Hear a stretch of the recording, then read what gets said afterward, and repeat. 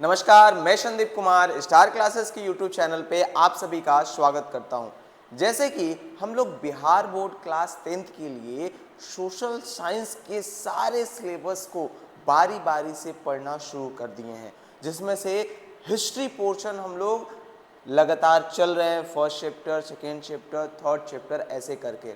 और हमारे पढ़ने का पैटर्न क्या है, पहले हम लोग किसी एक चैप्टर को लेते हैं, उसका पूरा लेक्चर देखते हैं, फिर उसके important objective, important short question और फिर इम्पॉर्टेंट लॉन्ग क्वेश्चन को देखते हैं। उसी तरीके से हिस्ट्री का तो चल ही रहा है, साथ में अब हम सोच रहे हैं बिहार बोर्ड क्लास 10th का जो सोशल साइंस है उसमें जो ज्योग्राफी वाला पोर्शन है, अगर आप भूल रहे हो तो हम बता दें, बिहार बोर्ड के क्लास 10th के सोशल साइंस के अंदर 5 पोर्शंस हैं। कौन कौन से 5 पोर्शंस हैं? History, geography, political science, economics और आपदा प्रबंधन। ठीक है, तो हिस्ट्री तो ऑलरेडी हम शुरू कर दिए हैं। थर्ड चैप्टर या फोर्थ चैप्टर, थर्ड चैप्टर तक का वीडियो शायद जा भी चुका है यूट्यूब चैनल पे। आप या तो डिस्क्रिप्शन से ले सकते हो या तो चैनल पे जाके प्लेलिस्ट में चले जाओ, Bihar board class 10th history का प्लेलिस्ट मिल जाएगा, जिसमें lecture wise important objective subject एकदम लाइन से सारा वीडियो आपको मिल जाएगा। आराम से खोलते जाओ, एक एक वीडियो देखते जाओ, सारी कहानी को समझते जाओ और पढ़ते जाओ मजे से, बिना किसी तकलीफ के। ठीक है, आज से हम लोग ज्योग्राफी वाला सेक्शन भी शुरू कर रहे हैं।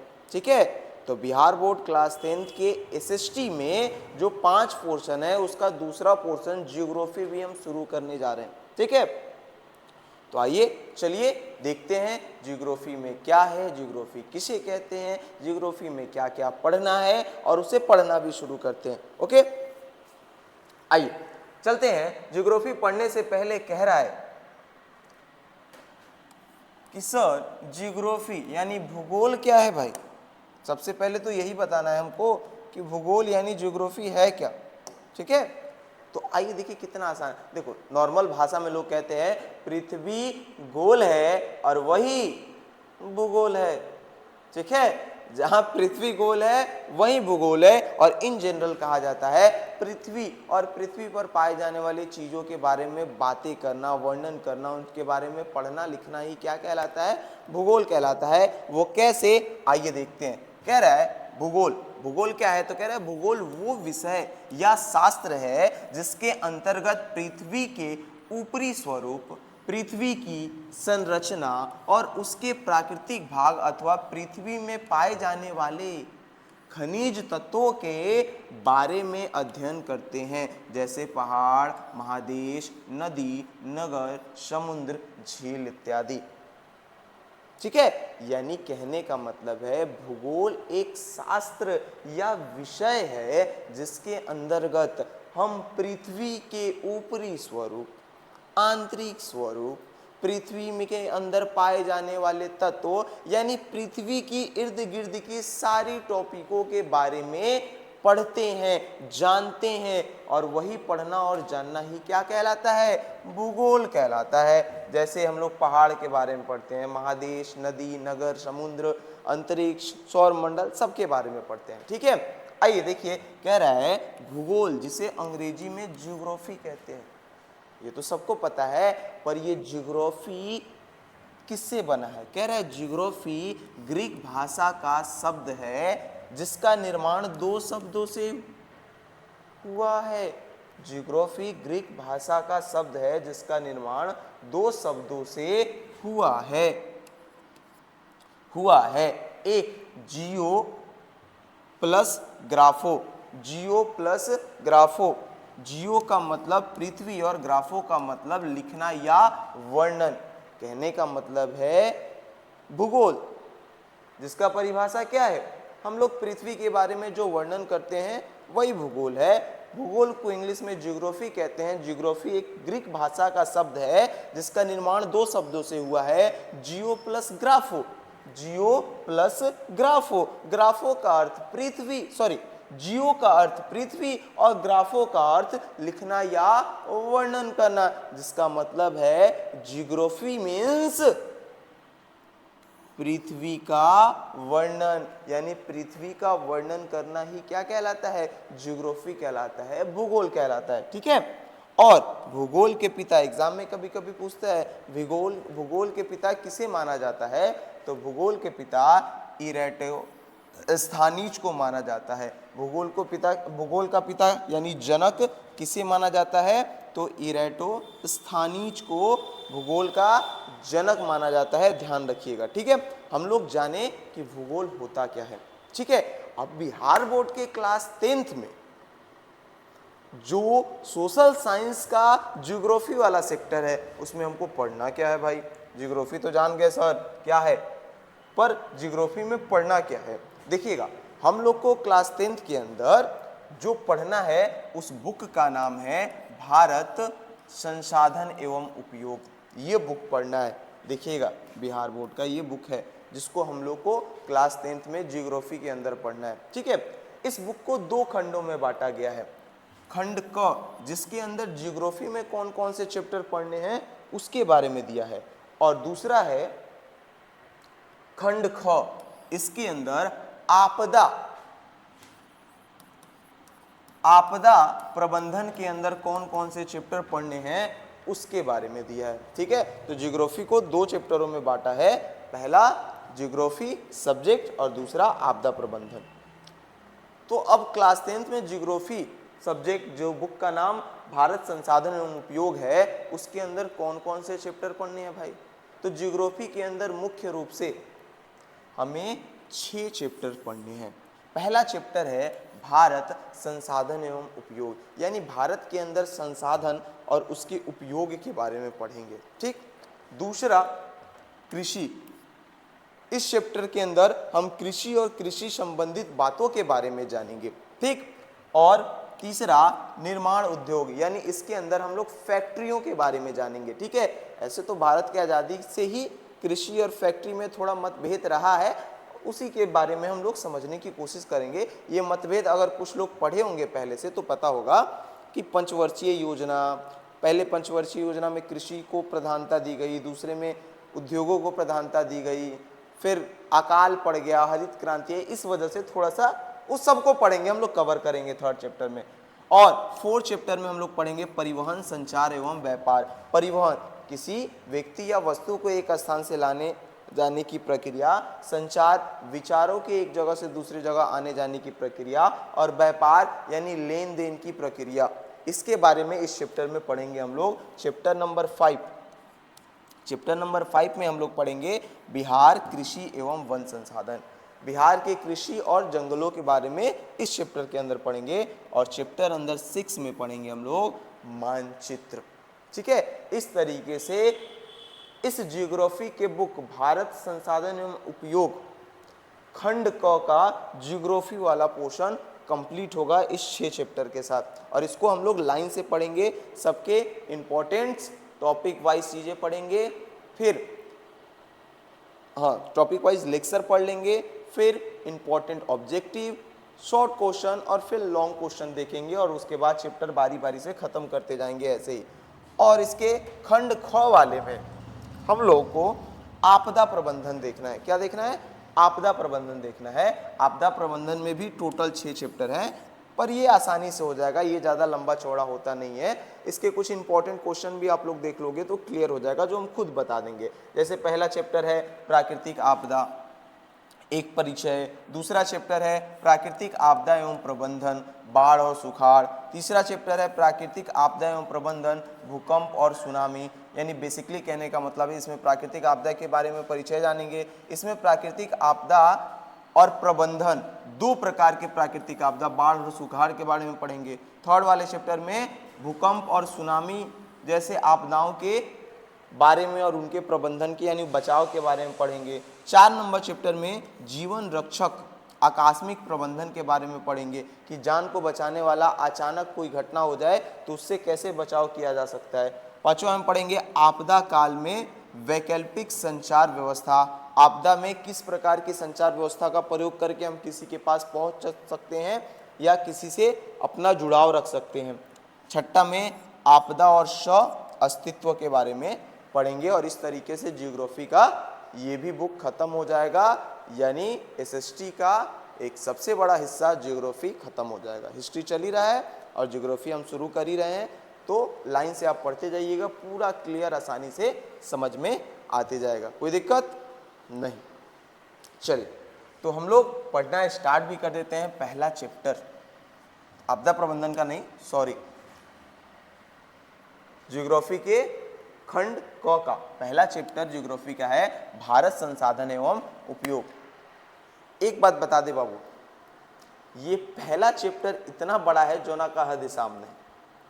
पहले चैप्टर को कई खंडों में बांटा है, क ख ग घ अंग, यानी सभी प्रकार के संसाधनों के बारे में हम लोग को पढ़ लेना है इस चैप्टर के अंदर, इसलिए ये चैप्टर सबसे लंबा है। ये चैप्टर हम लोग जिस दिन खत्म कर लेंगे ना, पहला समझ लो आधी जियोग्राफी खत्म हो गई। आपदा प्रबंधन को छोड़ के अगर जियोग्राफी वाले सेक्टर में ये चैप्टर पढ़ लेते हैं तो आधी जियोग्राफी कंप्लीट हो जाती है, बल्ले बल्ले हो जाता है, कोई टेंशन की बात नहीं होती है। तो आइए पहले चैप्टर को हम लोग पढ़ना भी स्टार्ट करते हैं। जियोग्राफी का चैप्टर नंबर 1, भारत संसाधन एवं उपयोग। ठीक है, भारत संसाधन एवं उपयोग बुक के नाम पर ही पहले चैप्टर का नाम है। ठीक है, तो जैसे कि भारत संसाधन एवं उपयोग, तो भारत का मतलब इंडिया, सबको पता है। उपयोग का मतलब इस्तेमाल या यूज करना। मेन हम लोग को संसाधन ही तो पढ़ना है इस चैप्टर के अंदर, संसाधन। ठीक है, एग्जाम में पूछता है संसाधन क्या है, संसाधन से आप क्या समझते हैं। ठीक है, तो आइए देखते हैं। पहला टॉपिक ही हमारा है संसाधन की परिभाषा। इन जनरल नॉर्मल भाषा में हम बता दें आपको दिमाग में रखने के लिए, वो सारी वस्तुएं, वो सारी चीजें जो मनुष्य के जीवन को आसान बनाए या मनुष्य के जीवन में सहायता प्रदान करे, या मनुष्य जिन चीज़ों का प्रयोग अपने जीवन को सरल बनाने में करे, वो सभी चीज़ें, वो सभी वस्तुएं संसाधन कहलाती हैं। बस उनमें ज़्यादा दिमाग उमाग लगाने की ज़रूरत नहीं है। ठीक है, जैसे हम पढ़ा रहे हैं, अगर आपको इससे लाभ हो रहा है, आप हमको देख रहे हैं, तो हम संसाधन हैं। आप जिस फ़ोन में हमको देख रहे हैं वो संसाधन है। इस माइक में जो आवाज़ रिकॉर्ड हो रहा है वो संसाधन है। ये बोर्ड पर हम लिख के पढ़ा रहे हैं, ये संसाधन है, ये संसाधन है। यानी वो सारी चीज़ें जो आपके उपयोग लायक है, आप जिसको अपने उपयोग में ला रहे हैं, वो सब आपके लिए क्या है, संसाधन है। ठीक है, आप जिस बिस्तर पे बैठे हैं वो संसाधन है, जिस तकिया के पर सोए हैं वो संसाधन है, सब चीज़ संसाधन है। ठीक है, जिसका हम लोग इस्तेमाल कर रहे हैं। तो ये नॉर्मल भाषा में हो गया समझने के लिए, क्योंकि नॉर्मल भाषा में समझ लेते हो तो एग्जाम में तो कैसे ही लिख देते हो। सोशल साइंस की सबसे अच्छी खूबी यही है। बाकी अच्छे से अगर देखना है तो कह रहा है संसाधन की परिभाषा। क्या है संसाधन? तो कह रहा है प्राकृति प्रदत्त संसार की सारी वस्तुएं जिसे मानव अपनी तकनीक, कुशलता, ज्ञान, सामर्थ्य के अनुसार अपने दैनिक और सामाजिक कार्यों में प्रयोग कर जीवन यापन करता है, संसाधन कहलाता है। संसाधन क्या है? कह रहा है प्राकृतिक प्रदत्त संसार की सारी वस्तुएं, यानी संसार में पाई जाने वाली सारी वस्तुएं जिसे मानव अपने, संसार में पाई जाने वाली सारी वस्तुएं जिसका प्रयोग मानव अपने तकनीक, अपने ज्ञान, अपने कुशलता के अनुसार अपने दैनिक और सामाजिक कार्यों में प्रयोग कर जीवन यापन करता है, उसी को क्या कहते हैं? संसाधन कहते हैं। यानी मनुष्य अपने बुद्धि विवेक से संसार में जितनी भी चीजें मिल रही हैं उसका प्रयोग अपने जीवन में कर रहा है, तो उसी को हम क्या कहते हैं? संसाधन कहते हैं। ठीक है, कार्यों में प्रयोग कर जीवन यापन करता है तो संसाधन कहलाता है। क्लियर? कोई डाउट नहीं? सिंपल सा कि संसार में पाई जाने वाली सारी वस्तुओं का मनुष्य अपने ज्ञान, अपने कौशल, अपने क्षमता के अनुसार अपने नॉर्मल जीवन में, लाइफस्टाइल में प्रयोग करता है। ठीक है, और अपने लाइफस्टाइल को मज़े से जीता है, तो वो सारी चीज़ें उसके लाइफ के लिए संसाधन का काम करती हैं। ठीक है, एक और बात है यहाँ पर देखिएगा, कह रहा है जिम्मरमैन ने कहा था संसाधन होते नहीं बनते हैं। जिम्मरमैन एक व्यक्ति थे जिन्होंने संसाधन के ऊपर एक टिप्पणी किया था। ये ऑब्जेक्टिव में पढ़ा पूछता है, ध्यान में रखेंगे कि जिम्मरमैन ने कहा था संसाधन होते नहीं बनते हैं, यानी संसार में बहुत सारी चीजें वैसे ही पड़ी रहती हैं, हम जिस दिन उस चीज का उपयोग करना शुरू कर देते हैं यानी अपने उपयोग लायक बना लेते हैं, उस दिन से वो हमारे लिए संसाधन बन जाती है। जिस दिन उपयोग लायक नहीं बनाते हैं तब तक वो हमारे लिए संसाधन का काम नहीं करती हैं, वो जहाँ पे पड़ी हुई हैं वहीं पे पड़ी हुई हैं। इसी आधार पे जिम्मरमैन ने कहा था संसाधन होता नहीं, संसाधन बनता है, यानी इंसान अपने हिसाब से संसाधनों को बनाने की कोशिश करता है जिसका उपयोग वो सरल तरीके से कर ले। जैसे रुई मान लो प्राकृतिक में फरता है, पर अपने ज्ञान कौशल के आधार पर हम उसको तकिया बनाते हैं, गद्दा बनाते हैं और फिर उसका प्रयोग करते हैं इसी के आधार पर। तो एग्जाम में पूछ देता है संसाधन होते नहीं बनते हैं, किसने कहा था? तो जिम्मरमैन ने कहा था, ध्यान रखिएगा, ठीक है। नेक्स्ट स्लाइड पे चलते हैं। नेक्स्ट कह रहा है संसाधन के प्रकार। एक बात ध्यान रखिएगा, मूलतः संसाधन को दो भागों में बांटा गया है, पर उसके अलावे भी कई आधार पे संसाधन को बांटे गए हैं, ठीक है।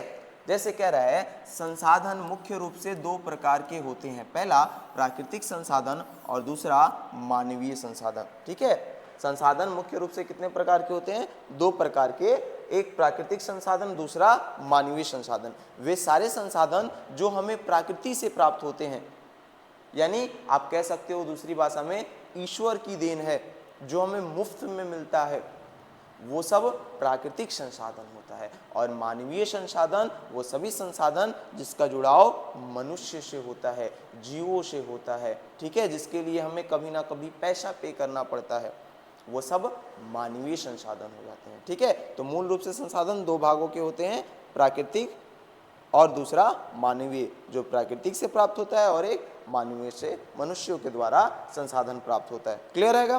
पर इसके अलावे भी संसाधनों को कई आधार पे बांटा गया है, जैसे उत्पत्ति के आधार पे, उपयोग के आधार पे, स्वामित्व के आधार पे और विकास के स्थिति के आधार पे। कहिएगा सर एक के आधार पे बांट लेता। देखो इन जनरल ईश्वर के द्वारा पूरे दुनिया में जितने भी लोग हैं, ठीक है, मनुष्य हैं, पीपल हैं, उनको मुख्य रूप से दो भागों में बांटा गया है, मेल और फीमेल, स्त्री और पुरुष, यही तो बांटा गया है, लड़का और लड़की।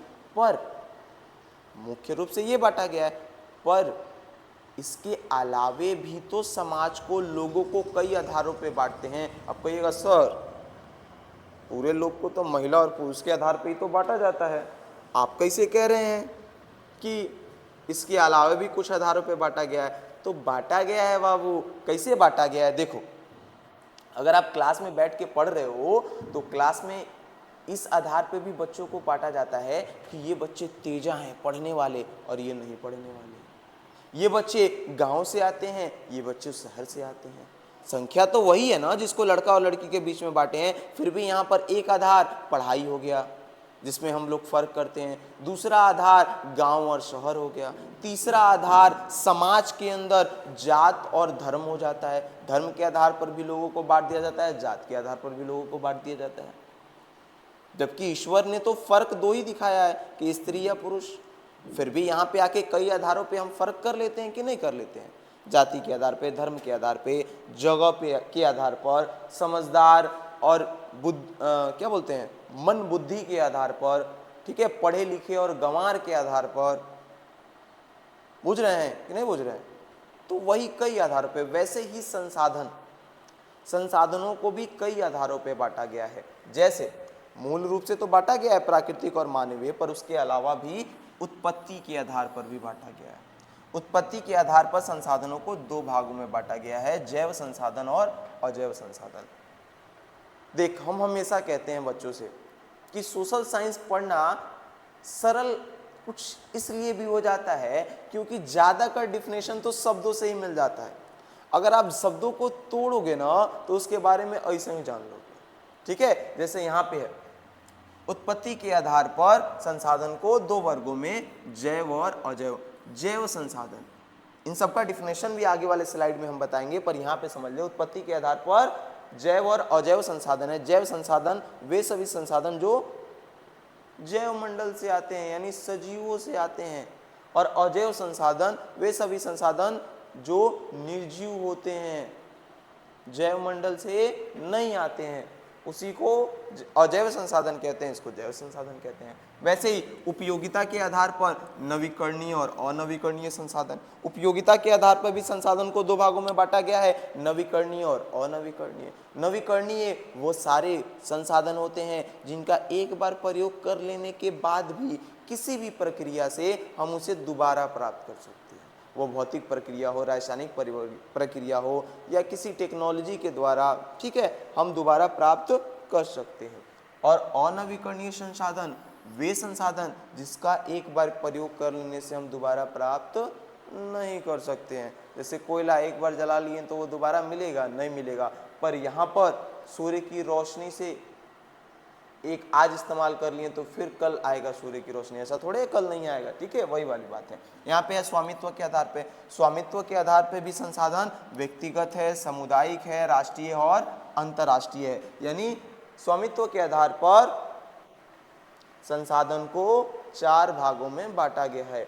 एक व्यक्तिगत संसाधन, यानी वे सारे संसाधन जिस पे किसी एक व्यक्ति, निजी व्यक्ति का अधिकार होता है। सामुदायिक संसाधन वे सभी संसाधन जिस पर किसी समुदाय का अधिकार होता है, जैसे आप मान सकते हो मंदिर, मस्जिद वगैरह। तीसरा है राष्ट्रीय संसाधन, वे सभी संसाधन जिस पर किसी एक राष्ट्र का अधिकार होता है। और चौथा है अंतर्राष्ट्रीय संसाधन, ऐसे संसाधन जिस पर अंतर्राष्ट्रीय संस्थाओं का एकाधिकार होता है, ठीक है। और डी में विकास के स्थिति के आधार पर संसाधन, विकास के स्थिति के स्थान पर विकास की स्थिति के आधार पर भी संसाधन को चार भागों में बांटा गया है। एक संभव संसाधन, विकसित संसाधन, भंडार संसाधन और संचित संसाधन, ठीक है। इस तरीके से मूल रूप से दो भागों में, प्राकृतिक और मानवीय, पर उसके अलावा कई आधारों पे, जैसे उत्पत्ति के आधार पर जैव अजैव। ये दिमाग में बैठा लीजिए, इससे क्वेश्चन हर साल आता है, कुछ ना कुछ क्वेश्चन तो पूछ ही देता है। उत्पत्ति के आधार पर जैव अजैव, उपयोगिता के आधार पर नवीकरणीय और अनवीकरणीय, स्वामित्व के आधार पर व्यक्तिगत, सामुदायिक, राष्ट्रीय और अंतर्राष्ट्रीय। स्वामित्व का मतलब मालिकाना हक होता है, तो मालिकों के आधार पर, ठीक है, यानी किसी भी संसाधन पर मालिकाना हक के आधार पर, व्यक्तिगत, सामुदायिक, राष्ट्रीय और अंतर्राष्ट्रीय। और चौथा है विकास की स्थिति के आधार पर, संभावी, विकसित, भंडार और संचित, ठीक है। अब इसको बारी बारी से हम डिफिनेशन में भी देखते हैं, आपको याद हो जाएगा। ध्यान से सुनोगे ना, बस सुनने मात्र से चीजें दिमाग में बैठ जाएंगी और याद हो जाएगा। नहीं बैठने और ना याद होने का सवाल पैदा नहीं होता। बुझे कि नहीं बुझे? तो समझदार हैं ही आप लोग। जब हर चीज बूझिए जाते हैं, समझिए जाते हैं, तो फिर बात किस, अरे मर्दे टेंशन लेते हैं आप। बस पढ़ते जाइए आप लोग ध्यान से, ठीक है, सब बल्ले बल्ले हो जाएगा। यहाँ पर देखिएगा, ए कह रहा है उत्पत्ति के आधार पर संसाधन दो प्रकार के होते हैं। उत्पत्ति के आधार पर, ये वाला, उत्पत्ति के आधार पर संसाधन दो प्रकार के होते हैं। कौन कौन से? तो पहला जैव संसाधन और दूसरा अजैव संसाधन। जैव संसाधन क्या है भाई? तो कह रहा है ऐसे संसाधनों की प्राप्ति जैव मंडल से होती है, इसमें सजीवों के सभी लक्षण मौजूद होते हैं। यानी वे संसाधन जिनकी प्राप्ति किससे होती है? जैव मंडल से होती है, और जैव संसाधन के अंदर सजीवों के लक्षण मौजूद होते हैं। जैसे मनुष्य एक जैव संसाधन है, वनस्पति एक जैव संसाधन है, पशुधन यानी पशु वगैरह भी एक प्रकार के जैव संसाधन हैं। दूसरा है उत्पत्ति के आधार पर अजैव संसाधन। कह रहा है निर्जीव वस्तुओं के समूह को अजैव संसाधन कहा जाता है। यानी वे सभी संसाधन जिसमें सजीवों के अंश नहीं पाए जाते हैं, यानी निर्जीव वस्तुओं के ग्रुप को, निर्जीव वस्तुओं के समूह को अजैव संसाधन कहा जाता है। जैसे कि चट्टानें, धातु, खनिज इत्यादि वगैरह वगैरह, ठीक है, ध्यान रखेंगे। उत्पत्ति के आधार पर दो प्रकार के संसाधन, बार बार रिपीट कर रहे हैं, सुनते में याद हो जाए, जैव और अजैव, जिसमें सजीवों के लक्षण पाए जाते हैं और एक में सजीवों के लक्षण ना पाए जाते हैं। ठीक है, यहां पर है बी, उपयोगिता के आधार पर संसाधन को दो भागों में बांटा जाता है। यानी संसाधन का हम जब प्रयोग करने जाते हैं ना, तो उस प्रयोग के आधार पर भी संसाधन के कितने वर्गीकरण हैं? दो वर्गीकरण हैं। कौन कौन से? तो पहला नवीकरणीय और दूसरा अनवीकरणीय। अब नवीकरणीय क्या होता है अभी बताए हैं थोड़ी देर पहले, वैसे संसाधन जिन्हें भौतिक, रासायनिक या यांत्रिक प्रक्रिया द्वारा नवीकृत या पुनः प्राप्त किए जा सकते हैं। यानी वे सभी संसाधन नवीकरणीय संसाधन कहलाते हैं जिसको किसी भी तरीके से भौतिक, रासायनिक या यांत्रिक प्रक्रिया द्वारा हम दोबारा से क्या कर सकते हैं? प्राप्त कर सकते हैं। जैसे सौर ऊर्जा, पवन ऊर्जा, जल ऊर्जा, ये सब हमें हमेशा मिलेंगे। ऐसा नहीं कि एक बार प्रयोग कर लिए खत्म हो जाएगा, ये खत्म नहीं हुआ। ये सोलर सिस्टम है, हमेशा सूर्य की रोशनी आएगा, इससे बिजली बनेगा। ये जल है, यहाँ पे जल चक्र लगाओगे, टरबाइन लगाओगे, हमेशा बिजली बनाओगे, खत्म होने का चांस नहीं है। ये हवा से चलने वाला पंखा, ठीक है, इससे भी ये घूमता है, टरबाइन लगा होता है, टरबाइन से बिजली कन्वर्ट होता है, आराम से चिल के हम लेते हैं। और हवा भी कभी रुकने वाला नहीं है। हवाओं में गैस की मात्रा ऊपर नीचे हो सकती है, पर हवा अभी तो संभव नहीं है रुकना। ठीक है, इसीलिए यह नवीकरणीय संसाधन है, क्योंकि इसे आसानी से दोबारा प्राप्त किया जा सकता है। पर अनवीकरणीय संसाधन, वैसे संसाधन जिनका एक बार प्रयोग कर लेने पर पुनः प्राप्त नहीं किया जा सकता है या पुनः प्राप्त होने में बहुत समय लगे। यानी वैसे संसाधन जिनका एक बार प्रयोग कर लेने से वो खत्म हो जाता है, दोबारा प्राप्त नहीं होता है, या दोबारा प्राप्त करना भी हो तो बहुत समय लगता है, लाखों हजारों साल लग जाते हैं उसे, करोड़ों साल लग जाते हैं उसे दोबारा प्राप्त होने में। जैसे कोयला एक बार जला लीजिएगा खत्म हो जाएगा, ऐसा नहीं है उसका राखी दोबारा कोयला बन जाएगा, नहीं बनेगा। पेट्रोल एक बार गाड़ी में डालिएगा, गाड़ी चला लीजिएगा, पेट्रोल खत्म, हवा बन के उड़ जाएगा। ऐसा नहीं कि पीछे साइलेंसर में प्लास्टिक बांध दीजिएगा तो पीछे से पेट्रोल निकल जाएगा, कि सर जलेगा है से पेट्रोल ना निकल जाएगा, तो वैसा नहीं होगा। ठीक है, तो उपयोग के आधार पर संसाधन दो भागों में, एक नवीकरणीय, दूसरा अनवीकरणीय। नवीकरणीय जिसका प्रयोग करने के बाद दोबारा प्राप्त किया जा सके, अनवीकरणीय जिसका एक बार प्रयोग किया करने के बाद दोबारा प्राप्त नहीं किया जा सके। नेक्स्ट है सी नंबर, स्वामित्व के आधार पर संसाधनों के चार प्रकार होते हैं। स्वामित्व मतलब मालिकाना हक, यानी मालिकों के आधार पर। ठीक है, मालिकों के आधार पे, उस पे हक और अधिकार के आधार पे संसाधनों को चार भागों में बांटा गया है। पहला, व्यक्तिगत संसाधन।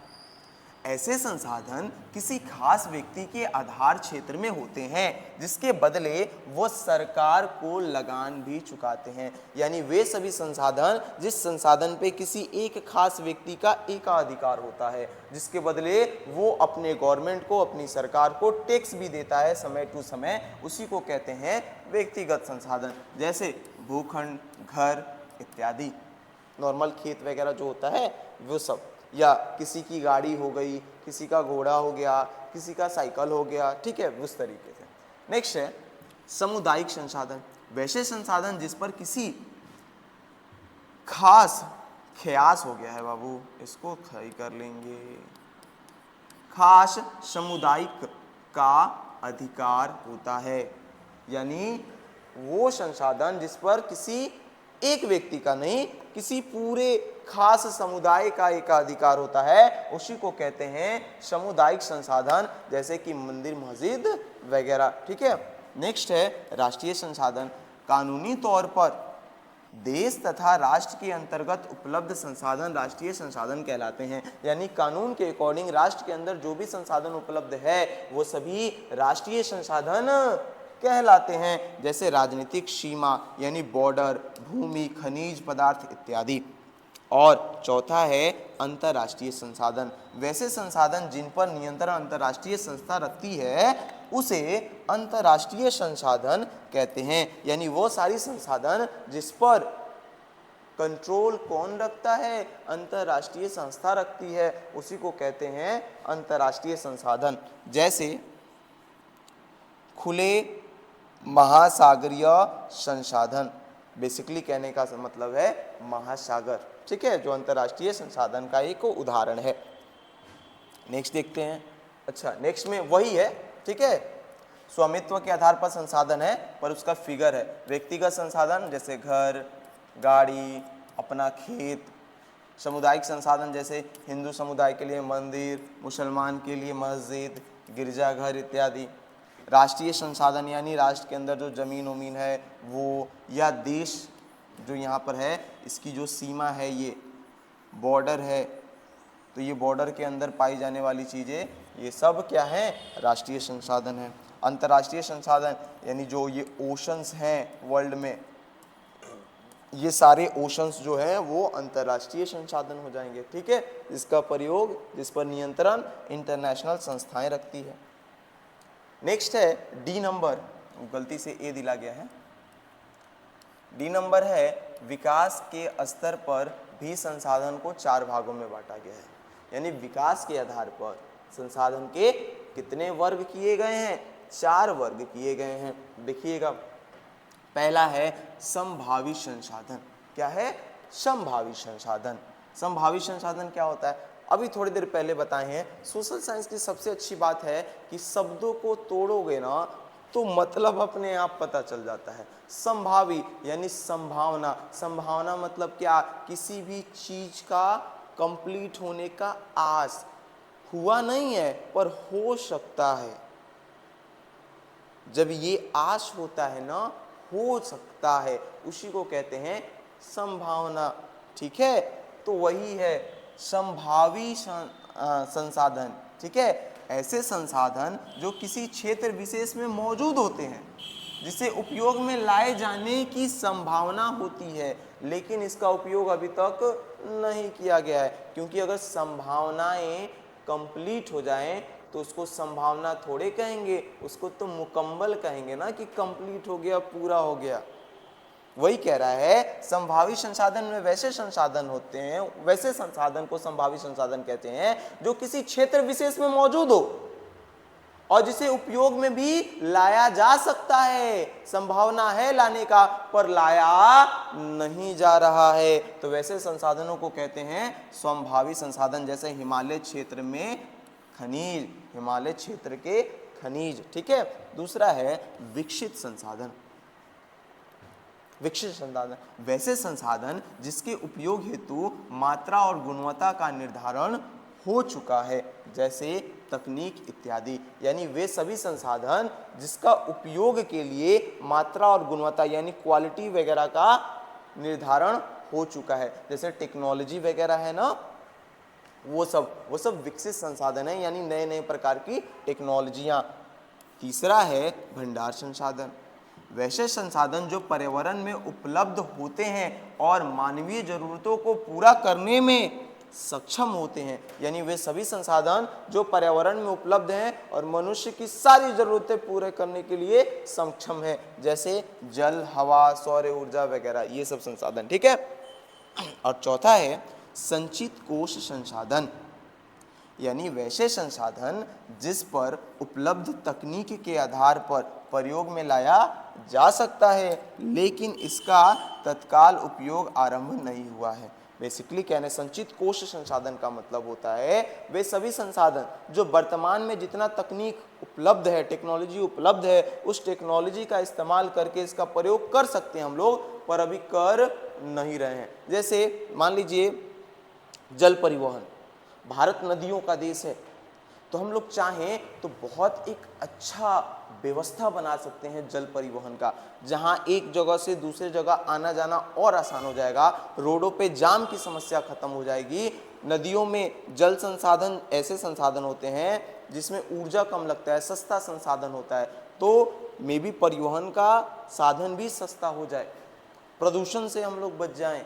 रोडों पे जो गाड़ियों से इतना ट्रैफिक हो रहा है, पर इसका प्रयोग हम लोग नहीं कर रहे हैं। कुछ देशों में होता भी है, ऐसा नहीं कि नहीं होता है, ठीक है।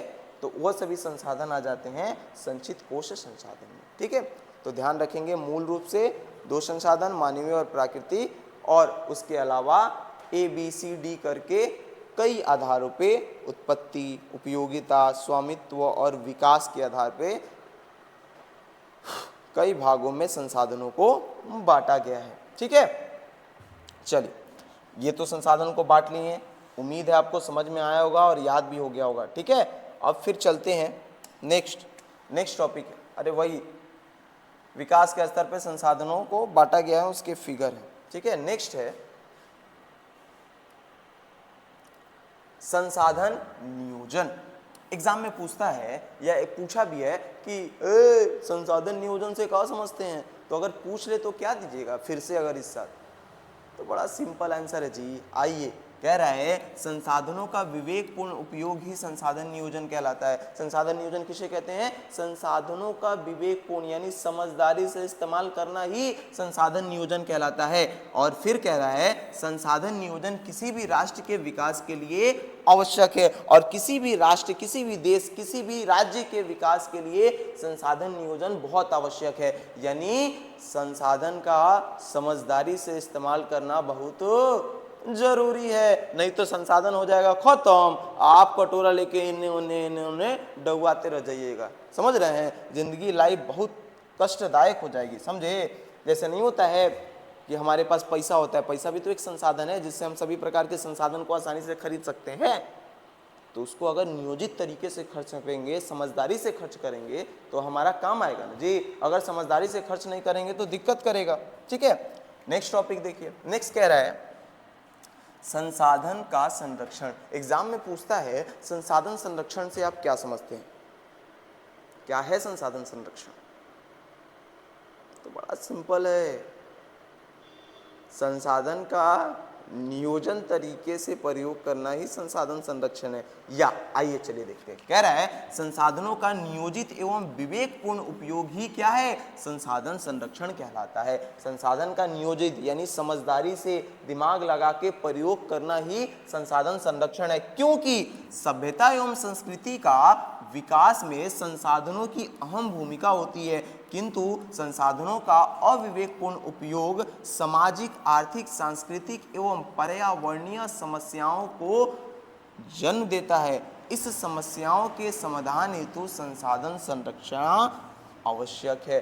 कह रहा है संसाधन का नियोजित एवं विवेकपूर्ण उपयोग ही संसाधन संरक्षण है, पर संसाधन क्योंकि उपयोग करना संसाधन संरक्षण है, क्योंकि सभ्यता एवं संस्कृति के विकास के लिए, किसी भी सभ्यता और संस्कृति का विकास करना है तो संसाधन की अहम भूमिका लगती है। संसाधन अगर रहता है फुल मात्रा में तो किसी भी संस्कृति और सभ्यता का विकास हो पाता है। संसाधन नहीं होता है ना तो सभ्यता और संस्कृति के विकास करने में बड़ी कठिनाइयां आती हैं।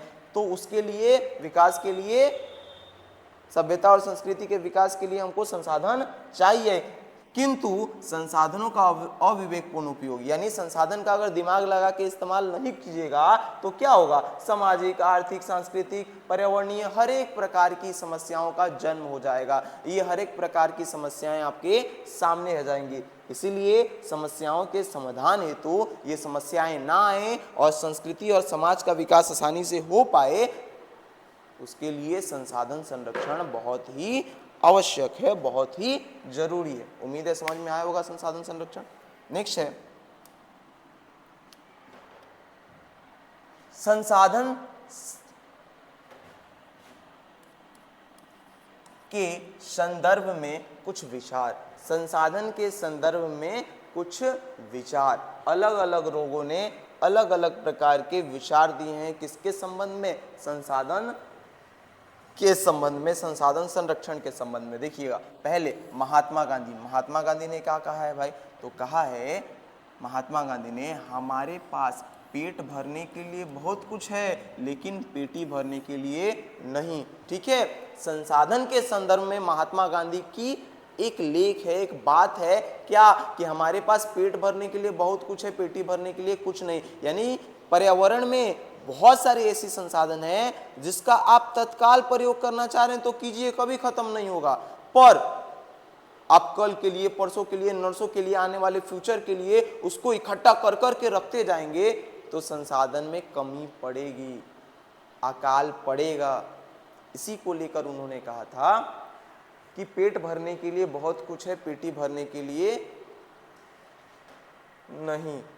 ध्यान रखेंगे, ऑब्जेक्टिव में पूछ देता है, स्टेटमेंट पूछ देता है, नाम बोलेगा बताना है, या नाम पूछ लेगा तो स्टेटमेंट बताना पड़ेगा। तो ध्यान से इसीलिए इसमें डाले हैं कि महात्मा गांधी ने संसाधन के संदर्भ में क्या कहा है कि हमारे पास पेट भरने के लिए बहुत कुछ है, पेटी भरने के लिए नहीं। मेधा पाटेकर ने क्या कहा है, नर्मदा बचाओ अभियान, ये भी संसाधन को लेकर उन्होंने, एक जल संसाधन को लेकर उन्होंने एक अभियान चलाया था, नर्मदा बचाओ अभियान। ठीक है, नेक्स्ट है सुंदरलाल बहुगुण। सुंदरलाल बहुगुण ने भी संसाधन को लेकर वन संसाधन के लिए एक आंदोलन चलाया था, चिपको आंदोलन। ठीक है, आगे हम लोग पढ़ेंगे चिपको आंदोलन में कैसे चिपको आंदोलन में लोग ऐसे चिपक कर चीजों को, पेड़ों को कटने से बचा रहे थे। और संदीप पांडे ने वर्षा जल संरक्षण के उपाय बताए थे कि वर्षा जल का संरक्षण हम लोग कैसे कर सकते हैं। तो ध्यान रखेंगे, वर्षा जल संरक्षण से किसका संबंध है, संदीप पांडे का, चिपको आंदोलन से सुंदरलाल बहुगुण का, नर्मदा बचाओ आंदोलन से मेधा पाटेकर का, और हमारे पास पेट भरने के लिए बहुत कुछ है लेकिन पेटी भरने के लिए नहीं, ये किसने कहा था, महात्मा गांधी ने। ये संसाधन से संबंधित कुछ लोगों के विचार हैं जो इस प्रकार हैं। नेक्स्ट स्लाइड में क्या कह रहा है, नेक्स्ट में कह रहा है सतत विकास। क्या कह रहा है, सतत विकास। इसको बहुत अच्छे से समझिएगा, एग्जाम में कई बार आ चुका है। ठीक है, देखिए इसका एक छोटा आंसर भी बताएंगे और एक बड़ा आंसर भी बताएंगे, क्योंकि ये लॉन्ग में भी पूछ देता है और शॉर्ट में भी पूछ देता है। सतत विकास क्या होता है, सिंपल शब्दों में आप पहले जान लीजिए। सतत विकास, विकास की वो पद्धति जिसके अंदर हम भविष्य के बारे में सोचते हुए वर्तमान में संसाधनों का प्रयोग करते हैं, यानी आने वाली पीढ़ी, भावी पीढ़ी के बारे में सोचते हुए वर्तमान में संसाधनों का प्रयोग करना ही सतत विकास होता है। क्लियर, समझ में आया? आइए अब डिफिनेशन को अच्छे से समझते हैं। यहाँ पर देखिएगा, कह रहा है संसाधन मनुष्य की जीविका का आधार है। संसाधन मनुष्य के जीवन जीने का क्या है, बेस है, आधार है। जीवन की गुणवत्ता बनाए रखने के लिए संसाधनों की सतत विकास की अवधारणा अति आवश्यक है। और कह रहा है, और इस क्योंकि संसाधन हमारे जीविका का आधार है, इसलिए जीवन की क्वालिटी को, गुणवत्ता को बनाए रखने के लिए संसाधन के सतत विकास की अवधारणा अति आवश्यक है। सतत विकास की सोच बहुत जरूरी है। मानव के लालच और लिप्सा ने संसाधनों का तीव्रतम दोहन कर संसाधनों के भंडार में चिंतनीय ह्रास ला दिया है। पर मानव के इतने लालच और लिप्सा ने क्या किया है, संसाधनों के भंडार में बहुत तेजी से कमी ला दिया है। ठीक है, ह्रास ला दिया है। भूमंडलीय तापमान, ठीक है, भूमंडलीय तापमान, ओजोन क्षय, पर्यावरण प्रदूषण, मृदा क्षरण, भूमि विस्थापन, अम्लीय वर्षा एवं असमय ऋतु परिवर्तन जैसे संकट पृथ्वी पर व्यापक सभ्यता और संस्कृति को निगल जाने को तैयार हैं। और इस लिप्सा के वजह से जो भंडार का ह्रास हो रहा है, जिसके वजह से हो क्या रहा है, भूमंडलीय तापमान बढ़ जा रहा है, ओजोन परत जो है उसमें क्षय हो रहा है, पर्यावरण प्रदूषण बढ़ रहा है, मृदा क्षरण बढ़ रहा है, यानी इस प्रकार के बहुत सारे प्राकृतिक संकट आ रहे हैं पृथ्वी पर, जिससे सभ्यता और संस्कृति को बहुत ही ज्यादा खतरा है। मानो जैसे वो निगल लेगा, कौन, पर्यावरण। ठीक है, इसीलिए सतत विकास की अवधारणा तो वास्तविक में पर्यावरण को बिना क्षति पहुंचाए भविष्य की आवश्यकता को मद्देनजर रखते हुए वर्तमान के विकास को कायम रखना है। इसीलिए सतत विकास की अवधारणा बहुत आवश्यक है। और सतत विकास का मेन मतलब क्या है, अगर पूछ दे 2 नंबर में, 5 नंबर में पूछे तो यहाँ से यहाँ तक, 4 नंबर में पूछे तो यहाँ से यहाँ तक, 2 नंबर में पूछे तो सिंपल सा, सतत विकास की अवधारणा तो वास्तविक में पर्यावरण को बिना क्षति पहुंचाए भविष्य की आवश्यकताओं को मद्देनजर रखते हुए वर्तमान के विकास में को कायम रखना है। यानी सतत विकास क्या है? वास्तविक पर्यावरण में बिना क्षति पहुंचाए, यानी वर्तमान में पर्यावरण को क्षति नहीं पहुंचाएं, भविष्य के बारे में सोचते रहें और फिर वर्तमान में अपना विकास कायम रखना ही क्या है? सतत विकास है। ठीक है, तो ये सतत विकास तक हम लोग पढ़ लिए। तो आज के लिए ज्योग्राफी के फर्स्ट, क्योंकि ज्योग्राफी का फर्स्ट चैप्टर बहुत लंबा है, ठीक है, तो ज्योग्राफी के फर्स्ट चैप्टर का पोर्शन यहीं तक रहने देते हैं। फिर नेक्स्ट वीडियो में फिर कंटिन्यू करेंगे और जहाँ से हम लोग छोड़े हैं, हम लोग संसाधन के बारे में पढ़ें, संसाधन नियोजन के बारे में पढ़ें, संसाधन संरक्षण के बारे में पढ़ें, सतत विकास के बारे में पढ़ें और भी एक आध टॉपिकों के बारे में हम लोग पढ़े हैं। हाँ, संसाधन के ऊपर कुछ लोगों के विचारों के बारे में भी हम लोग पढ़े हैं। ठीक है, तो इस तरीके से हम लोग बिहार बोर्ड क्लास 10th के ज्योग्राफी का पोर्शन स्टार्ट भी कर दिए, उसके फर्स्ट चैप्टर को कुछ हद तक आगे भी लेके इस वीडियो में आ गए हैं। उम्मीद है आपको ये वीडियो अच्छा लगा हो। ठीक है, अच्छा लगा हो तो अपने दोस्तों के साथ इसको शेयर भी करें और इसमें कुछ डाउट रह गया हो तो आप कमेंट में लिखकर उस डाउट को पूछ सकते हैं। हम कोशिश करेंगे कमेंट में आपका जवाब दे दें या नेक्स्ट वीडियो में उसके जवाब देते हुए वीडियो कंटिन्यू करें। ठीक है, और हिस्ट्री वाला पोर्शन अभी तक आपका कंप्लीट नहीं हुआ है तो हिस्ट्री के भी वीडियो लगातार बन रहे हैं और कुछ चैप्टर्स बन गए हैं जिसके लिंक डिस्क्रिप्शन में मिल जाएंगे, या चैनल में जाओगे और उसके प्लेलिस्ट वाले पोर्शन में जाओगे तो आपको बिहार बोर्ड क्लास 10th के हिस्ट्री के भी चैप्टर वाइज नोट्स यानी क्लासेस पूरे उपलब्ध हैं, मिल जाएंगे। आप वहां से देखकर अपने पूरे एसएसटी के सिलेबस को कंप्लीट कर सकते हो। ठीक है, तो उम्मीद है आप लोग पढ़ रहे होगे। इसी के साथ आज के लिए बस इतना ही। धन्यवाद।